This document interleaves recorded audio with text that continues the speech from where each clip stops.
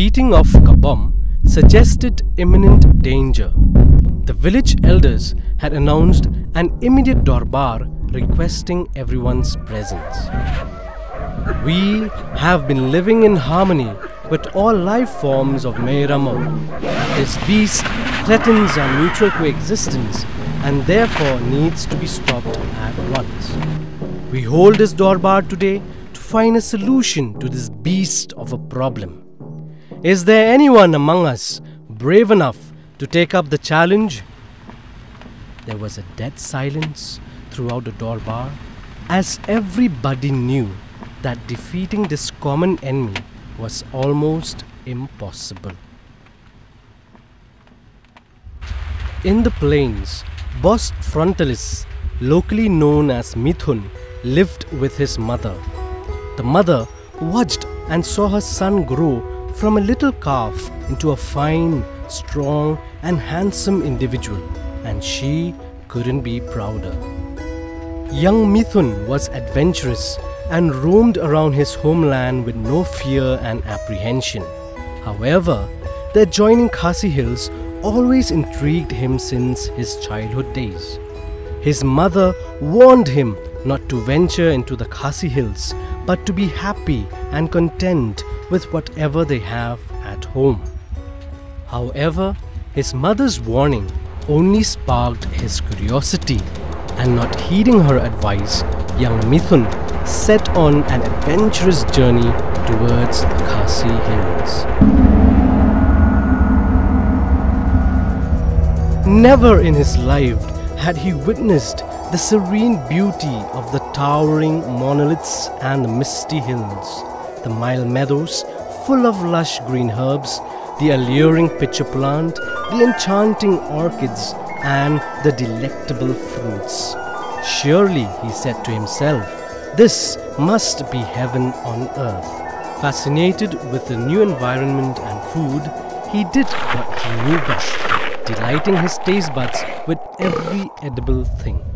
However, he was impertinent towards every vegetation and uprooted and destroyed everything that lay on his way. Every plant and animal feared him. Soon, his nomadic wanderings brought him in contact with a few villages of the Khasi people. The Khasis, unaware of the new beast's strength, put up a stiff resistance, but all their efforts were futile against him. The victory further fueled his self-belief, pride and arrogance.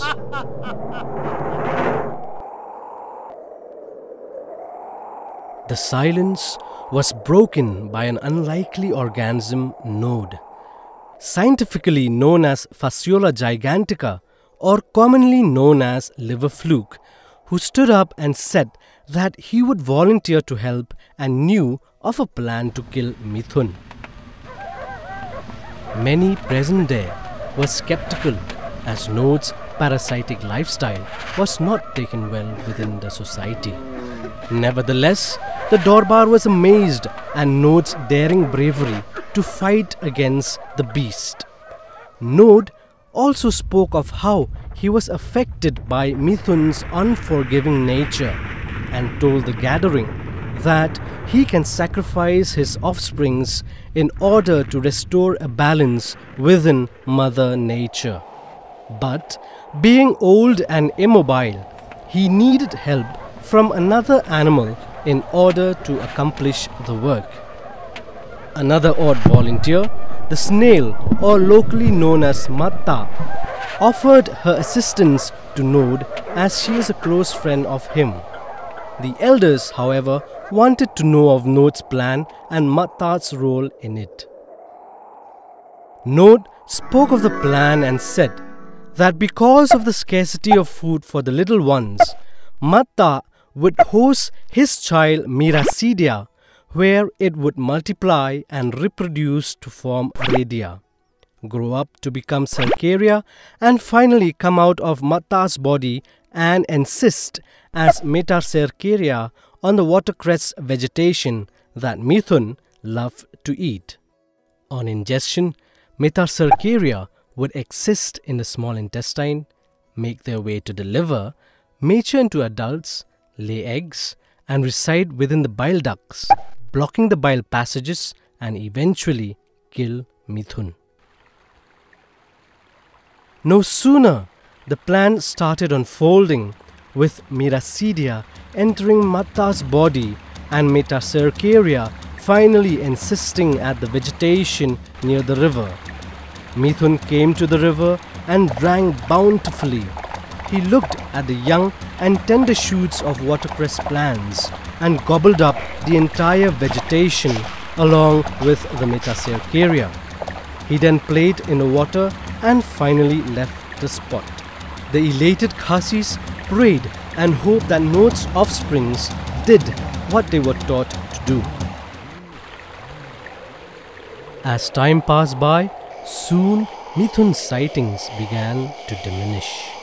Finally, on one fateful day, news of a bovid animal hanging for dear life was reported from one of the villages. The whole Khasi hills erupted with their victory chants, "Hoi Q," as they intuitively knew it was Mithun. Mithun's mother also heard the victory chants of the Khasi people from the plains.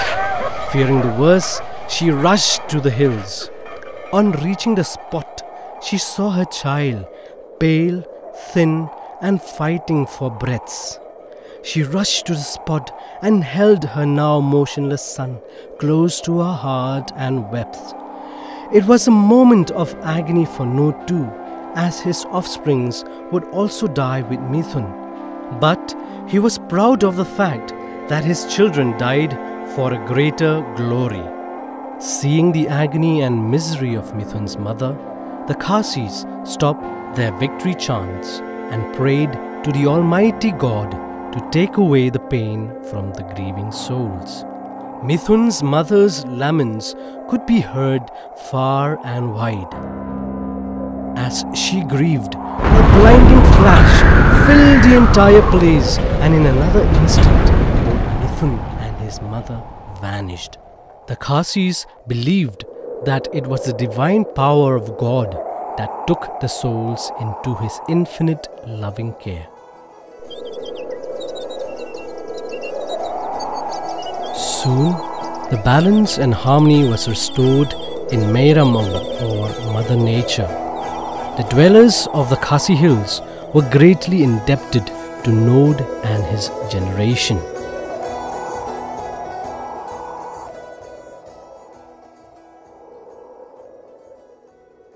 This story carries the proverbial message that pride comes before fall. It also reminds us that one must heed to the advice and teachings of the elders, and that in times of need, even unusual, unlikely, and inconspicuous organisms such as parasites can be heroes too.